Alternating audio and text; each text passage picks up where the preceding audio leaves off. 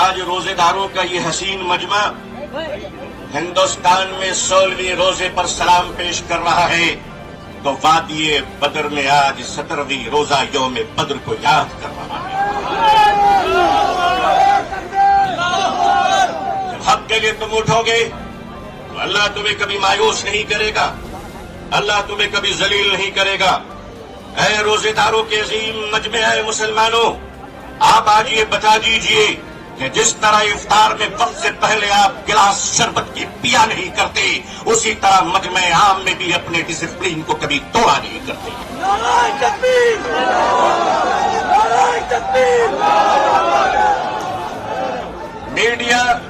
Media का काम है आपसे पूछना, आपका काम है बिल्कुल खामोश रहना। आप एतकाफ की नियत कर लें इंशाअल्लाह। मैं अपने मीडिया के भाई बहनों को अच्छी तरह जानता हूं, इन्हीं के बीच तो बड़ा हुआ। आखिर इन्हें हम नहीं जानेंगे तो क्या ट्रंप साहब जानेंगे? इनका और हमारा बड़ा गहरा रिश्ता है। लेकिन आपको बता देना चाहते हैं, हम यहां लड़ने या हुकूमत को धमकाने या किसी समुदाय विशेष को ललकारने के लिए नहीं आए हैं, बल्कि जंतर मंतर पर लोकतंत्र और संविधान में दिए गए अपने अधिकार के रक्षा के लिए आए हैं।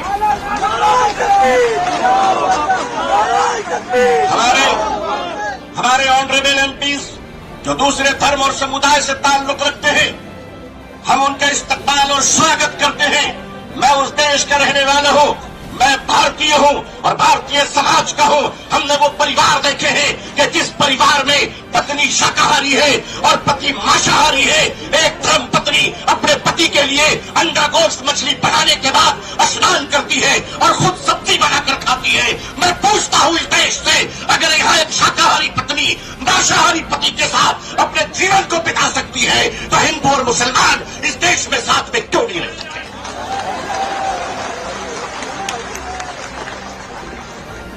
सिर्फ हमारे साथ इफ्तार अच्छा लगता है, सिर्फ हमारे साथ इफ्तार अच्छा लगता है। हमारे माननीय प्रधानमंत्री जी क्या प्यारे लगते हैं जब कोई तशरीफ ले जाते हैं। हम तो कहते हैं प्रैक्टिसिंग मुसलमान देखना है तो वो तस्वीर देख लो। अगर आपको प्रैक्टिसिंग मुसलमान देखना है, आपको अगर प्रैक्टिसिंग मुसलमान देखना है तो पॉलिटिकल पार्टी में इफ्तार देख लीजिए, कितने प्यारे प्यारे हसीन और जमील मुसलमान नजर आते हैं। लेकिन अजीजान मिल्लत, माननीय प्रधानमंत्री जी कहा करते हैं कि हमारे जमाने में जब हम बचपन में थे तो ईद के रोज हमारे घर में खाना नहीं बनता था, पड़ोसी मुसलमान खाना भेजता था। प्रधानमंत्री जी, मुसलमान आज भी जिंदा है, आप इजाजत दीजिए मोहब्बत से प्योर शाकाहारी खाना हम आज भी ईद में बेचने को तैयार हैं। मानिए, हमारे घर का चूल्हा बंद नहीं हुआ है, आपके दर की मोहब्बत का दरवाजा बंद हो गया है। All India Muslim personal board अपने बुजुर्गों की क़यादत में यहां आया है। हमने पढ़ा था कि शेखुल इस्लाम सर पे कफन लेकर जाया करते थे। हमने पढ़ा था कि शेखुल हिंद कफन लेकर जाया करते थे। हम मानते हैं हमने उन बुजुर्गों को नहीं देखा, मगर उन बुजुर्गों की निस्बतों से मुनसलिक ये चश्मो चराग की हिफाजत कर लो मुसलमान। मुसलमानों, आज अपनी क़यादत की हिफाजत कर लो और क़यादत पर एतमाद कर लो। इंशाअल्लाह याद रखना, हम इस्लाम की भी हिफाजत करेंगे। ऐ देश हिंदुस्तान, हम तेरी भी हिफाजत करेंगे। मैं अपने प्रशासन से कहना चाहता हूं, पुलिस डिपार्टमेंट से, हम आपके ही भाई बहन हैं, हम आपके ही समुदाय और समाज से आते हैं। आप हमारे हैं, हम आपके हैं। आज हम हैं, कल नहीं रहेंगे। देश है और देश रहेगा इंशाअल्लाह। औकाफ, ये जो वक्फ की जमीनें हैं, ये बिल्वर्स की चैरिटी है, ये मुसलमानों के बुजुर्गों ने चैरिटी की है, और ये देश की जमीनें देश में रहेंगी और देश ही के काम आएगी। मैं जेपीसी को सिर्फ इतना कहता हुआ जाना चाहता हूं कि आपने बड़ी नाइंसाफी से काम किया है, बड़ी नाइंसाफी से काम किया है। आप जिस तरह स्टेक होल्डरों को छोड़कर नॉन स्टेक होल्डरों से बात कर रहे थे, मुझे तो डर लग रहा था कि भारत के बाद शायद आप श्रीलंका जाने वाले हैं। वहां पूछने वाले हैं लोगों से कि बताओ आप नेपाल जाने वाले हैं क्यों? भारत में बांग्लादेश की हसीना अच्छी लगती है, हिंदुस्तान का हुसैन भाई अच्छा नहीं लगता, नहीं अच्छा लगता। आखिर हम आपके हैं, आप हमारे हैं। आइए हम देश को एक पावरफुल शक्ति बनाएं, भारत को एक गौरवशाली देश बनाएं। हिंदुस्तान जिंदाबाद, हिंदुस्तान जिंदाबाद, all India Muslim personal board जिंदाबाद, मुसलमान जिंदाबाद, इस्लाम जिंदाबाद। बहुत बहुत शुक्रिया, बहुत बहुत शुक्रिया। जो उधर ऊपर चढ़ रहे हैं वो नीचे आ जाए, आप लोग नीचे आ जाइए, ऊपर मत चढ़िए। दीपांकर भट्टाचार्य जी। शुक्रिया। आज इस सवाल को लेकर के आप सब लोग यहाँ इकट्ठे हुए हैं, ये हम सब लोगों का साझा सवाल है। इस संशोधन बिल के खिलाफ हमारी पार्टी ने भी पोजीशन लिया है और पार्लियामेंट के अंदर भी हमारे जो 2 मेंबर पार्लियामेंट हैं उन्होंने भी पोजीशन लिया है। और मुझे जानकारी है कि अपोजिशन की बहुत सारे पार्टीज ने जो इसके लिए जेपीसी बनाई गई थी उसमें भी बातें गई थी, लेकिन उनकी तमाम बातों को दरकिनार करके जिस तरह से इस देश में बुलडोजर राज चल रहा है, इस बिल को भी बुलडोज कर देने की पूरी साजिश चल रही है। इस साजिश के खिलाफ आज हम सब लोग यहाँ जमा हुए हैं और मुझे लगता है कि इस समय ये सवाल हमने तमाम स्पीकरों को सुना और बिल्कुल ये सही बात है कि ये वक्त की जो जमीन है उसका निश्चित तौर पर सीधा जो ताल्लुकात है वो मुस्लिम कम्युनिटी से है, कलेक्टिव चैरिटी और वेलफेयर के साथ है। लेकिन ये जो सवाल है, ये सवाल इस समय सिर्फ किसी एक कम्युनिटी का सवाल नहीं है। आज हम लोग देख रहे हैं कि जो भारत में जिस फासीवाद के दौर से हम गुजर रहे हैं, ये एक एक करके मुद्दों को चुनते हैं, एक एक तबकों को टारगेट करते हैं और सबको अलग अलग करके बांट करके अपना पूरा मकसद पूरा करता है। इसीलिए आज हमें सबको एक दूसरे के साथ खड़े होने, हर तरह के जुल्म के खिलाफ, हर तरह के नाइंसाफी के खिलाफ एक साथ खड़े होकर के प्रोटेस्ट करने की जरूरत है और अपना हक जताने की जरूरत है। मुझे लगता है इस समय 2 बड़े सवाल हैं। एक तो सवाल जमीन का है, इस देश में जमीन पर नजर है, जमीन कब्जा करने के लिए, उसको हड़पने के लिए। ये बात किसानों को अच्छी तरह से समझ में आती है। इतना बड़ा जो किसान आंदोलन खड़ा हुआ था इस पूरे देश में, भूमि अधिग्रहण के खिलाफ, हर जगह जहां किसान लड़ते हैं वो अपनी जमीन बचाने के लिए, खेती बचाने के लिए लड़ते हैं, कॉर्पोरेट का कब्जा, उस कब्जे को रोकने के लिए लड़ते हैं। आदिवासी लड़ते हैं इस देश के अंदर अपने जल जंगल जमीन, उसकी हिफाजत करने के लिए, उसकी रक्षा करने के लिए। हमें समझना चाहिए ये भी जमीन का सवाल है।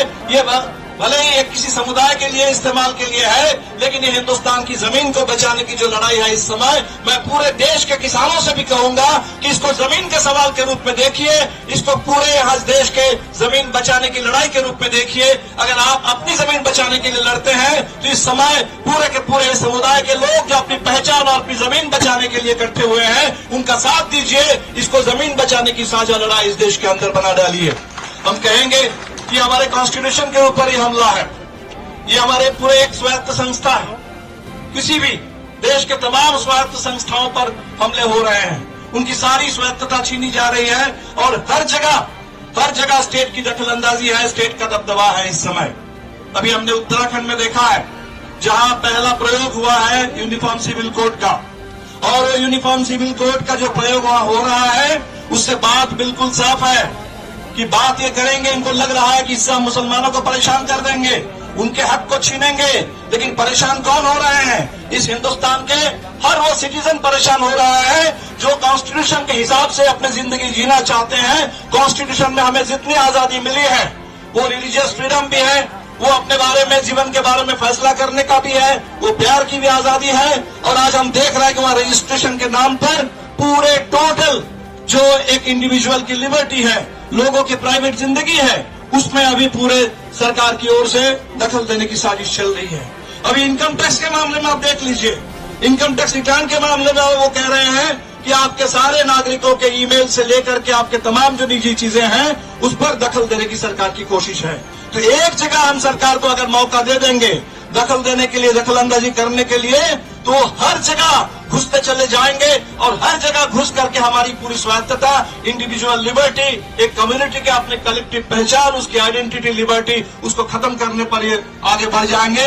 और इसीलिए हम तमाम लोगों से जो अपने अपने आइडेंटिटी बचाने के लिए, अपने अपने ऑटोनॉमी बचाने के लिए, अपने अपने कॉन्स्टिट्यूशनल स्टेटस और राइट्स को बचाने के लिए लोग लड़ रहे हैं, हम सबों से कहेंगे कि प्लीज इस सवाल को मुस्लिम सवाल मत समझिए। हमने देखा इस देश में जो सिटीजनशिप अमेंडमेंट एक्ट आया, उसको पहले शुरू में लोगों ने यही सोचा था कि शायद ये कम्युनिटी का कोई सवाल है, एक कम्युनिटी को नीचा दिखाने के लिए, एक कम्युनिटी को अलग करने के लिए किया गया। लेकिन आज ये बात इस मुल्क को समझ में आ रही है कि ये पूरे कॉन्स्टिट्यूशन के ऊपर हमला था और इसीलिए वो शाहीन बाग से जो आंदोलन शुरू हुआ था कॉन्स्टिट्यूशन को लेकर के, अपने प्रियम्बल को इस समय पूरे आजादी के घोषणा पत्र बना करके तिरंगे झंडे के साथ, इस बार हमने देखा कि आज पूरे देश में आरक्षण बचाने के लिए भी बिल्कुल उसी तरह से लोग लड़ रहे हैं कॉन्स्टिट्यूशन की हिफाजत करने के लिए। और इसीलिए बड़ी एकता की जरूरत है। हम निश्चित तौर पर आप लोगों के साथ हैं और आपने जो कहा कि एक शुरुआत है, आगे और लड़ाई है, ये लड़ाई है, इस पूरे लड़ाई के हर कदम पर आपके साथ रहेंगे क्योंकि कॉन्स्टिट्यूशन का सवाल है, ये देश में इंसाफ का सवाल है, इस देश की साझी विरासत, इस देश की साझी विरासत गंगा जमुनी तहजीब, उसका सवाल है, ये हिंदुस्तान की एकता का सवाल है, ये इस देश मुल्क के आगे बढ़ने के रास्ते का सवाल है। और इसीलिए आप लोगों ने आज हमें बुलाया है, आपके लिए, इसके लिए मैं शुक्रिया अदा करता हूं। और इतनी बड़ी तादाद में आप लोग यहाँ जुटे हैं, आप सब लोग इस समय ये चाह रहे हैं कि लोग डर जाएं, ये डर का ही निजाम है, फांसीवाद और कुछ नहीं होता है, लोगों को डराने का निजाम है। हम किसी को डरना नहीं है इस देश के अंदर, इस हम सच के साथ है, संविधान के साथ है, एक दूसरे के साथ रहेंगे और डर के खिलाफ बिल्कुल अपने आवाज को बुलंद करते रहेंगे। खामोशी नहीं, आवाज बुलंद करने की जरूरत है, डर नहीं, इस समय साहस की जरूरत है, इस समय हम एकता की जरूरत है। हम सब लोग साथ हैं, लड़ेंगे, जीतेंगे।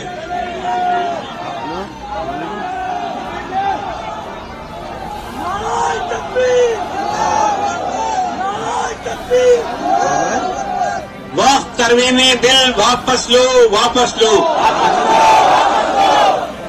अभी भट्टाचार्य जी ने एक नारा दिया था, लड़ेंगे जीतेंगे। मैं कहता हूं लड़ेंगे, आप कहिए जीतेंगे। लड़ेंगे, लड़ेंगे। दोस्तों और साथियों, भारतीय बहुजन अलायंस यहाँ के आदिवासी, दलित, ओबीसी तबकात का एक ऑल इंडिया प्लेटफॉर्म है।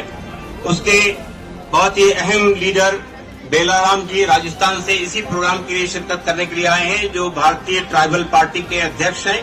मैं उनसे गुजारिश करता हूं कि संक्षेप में अपनी चंद बातें रखें।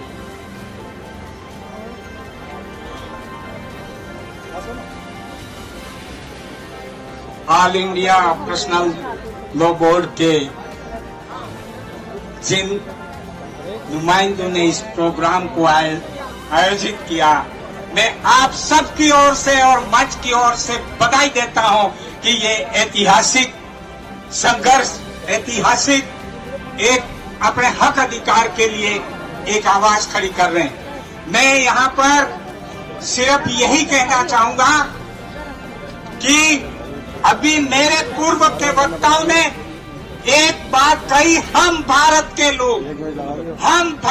लोग जो जिसे संविधान को ही हमारा धर्म मानना पड़ेगा, संविधान ने हमको अधिकार दिए हैं, उस अधिकारों की अवहेलना न हो, इसके लिए हमको एकजुट होना पड़ेगा। मैं भारत के आदिवासी क्षेत्र राजस्थान से आया हूँ, मैं तो ये नारा देने आया हूँ कि हम देश को, हमें सभी आवामों को, सभी लोगों को एक ही नारा देना चाहिए, संविधान ही हमारा धर्म है और इस धर्म के लिए हम कुछ भी कर गुजरेंगे। इसको रोकने वालों को, तोड़ने वालों का हम मंसूबा पूरा नहीं होने देंगे, ये कहने के लिए मैं आया हूँ। मैं यहाँ ये इसलिए कहने आया हूँ कि जैसा तिरंगे के बीच में एक निशान बना हुआ है, मेरे आदिवासी क्षेत्र के अंदर एक निशान है हमारा झंडा, जिसमें हमारे आदिवासियों के झंडे में सूरज का निशान है, चांद का निशान है और तारे का निशान है। इसका मतलब यह हुआ कि सूरज मानने वाले हो, चाहे तारे को मानने वाले हो, चाहे चांद के मानने वालों को, आदिवासियों का मूल धर्म है इन सब का सहयोग करना, रक्षा करना, सहायता करना। ये हमारा मूल धर्म है कि संविधान हमारा आगे बढ़ेगा। इन्हीं बातों के साथ में जिस तरह से ये बात आज कर रहे हैं, ये पूरे देश में आम व्यक्ति इस वक्त संशोधन बिल के विरुद्ध में आवाज उठाएंगे और हम सब इसका समर्थन करते हैं कि ये बिल वापस लिया जाना चाहिए। इन्हीं शब्दों के साथ में एक बात मैं कह के अपनी बात खत्म करता हूं कि डूबते हुए सूरज ने कहा मेरे डूबने के बाद इस संसार को उजाला कौन देगा। तब कहीं आप जैसे टिमटिमाते दीपक ने कहा मैं कोशिश करूंगा अमन सैन शांति और देश के उद्धार के लिए। इसी संकल्प के साथ में हम जाएंगे। बहुत बहुत जय जोहार। मैं भारतीय ट्राइबल पार्टी का राष्ट्रीय अध्यक्ष हूँ। हमारे छोटू भाई वसावा और महेश भाई द्वारा बनाई हुई पार्टी है जो हमारे इन सब लोगों के लिए काम करने का संकल्प के साथ आगे हैं। और भारतीय बहुजन अलायंस बना है जिसका भी एक हमारा मिशन है जो समय समय पर हम आपके साथ भी चलेंगे और हम सब मिलके संविधान और लोकतंत्र को बचाएंगे। क्योंकि लोक पर तंत्र बैठ गया है और तंत्र पर बैठ गया है और तंत्र पर राजनीतिक सत्ताधारी पार्टियां बैठ गई है और उसके भी ऊपर बैठ गए हैं। घटाने में भी कमा रहे हैं और समाधान में भी कमा रहे हैं और देश को आपस में लड़ा